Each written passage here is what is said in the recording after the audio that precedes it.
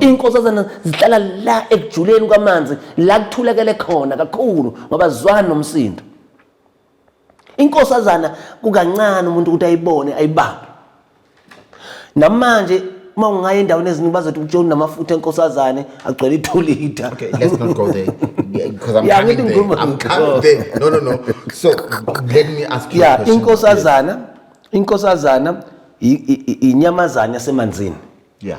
Kunabantu abane calling abanobungoma abaphila nani nomoya wenkosazana. Nomoya wenkosazana. Hayi abaphili nenkosazana. Baphila nani nomoya wenkosazana ngoba ubukhosi babo kuphi bahamba nayo le nyamazana eyinkosazana. Kungaka abanye bazoyiphupha.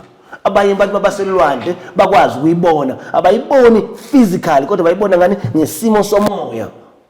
Wait. So inkosazana asiyiboni physically. Angeke uyibone. Uzoyibona yabona sometimes ungathi usemanzini uthi ngathi ngibona inkosazana la. Ithi che double uvalo. Inkosazana asiyiboni angeke physically siyibona ngomoya, ngesimo somoya. Ngoba phela uphiwe. So Khanya, I need this clip. Inkosazana angeke ufike olwandle bese uthi na inkosazana njengeshako okanye ifish cha ngeke ngoba ihlala ekujuleni and inkosazana ithanda la kuhlangana khona amanzi kakhulu kanje yabo la kunothukela khona la kuhlala nothukela nolwandle khona zikhona la and zithanda la khona kunamatshe kunama caves yabo ulwandle lele kuma shallow bayibizana into le egcineni yayi ngomatsheni zithanda lapho ngoba lapho quiet bese kube nama cave angithi khona zithanda lapho inkosazana.